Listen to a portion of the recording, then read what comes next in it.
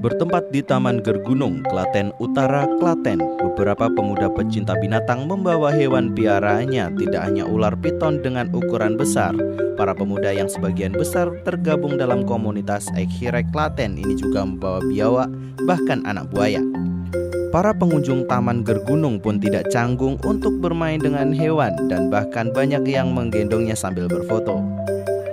Menurut salah satu pencinta hewan sekaligus peternak, Anas Almaruh mengatakan, bersama beberapa teman pecinta hewan sengaja membawa hewan ke tempat umum untuk memberikan edukasi kepada warga bagaimana cara memperlakukan binatang dengan baik, agar bisa bersahabat dengan manusia.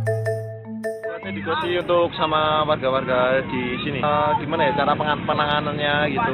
Kalau ini ularnya nggak berbisa, atau pengenalannya berbisa, sama yang nggak berbisa, begitu kan juga membantu petani-petani itu loh. Kalau di sawah kalau ada yang nemu terus dibunuh itu.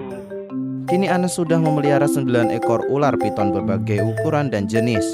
Ia berharap kepada pemerintah setempat memberikan izin kepada mereka terkait pemeliharaan hewan tersebut, karena mereka menganggap semakin banyak warga dan pecinta yang memeliharanya. Sebab hingga kini mereka masih mempunyai kendala terkait perizinan untuk memelihara hewan-hewan tersebut. Joko Larsono, Klaten, TA TV.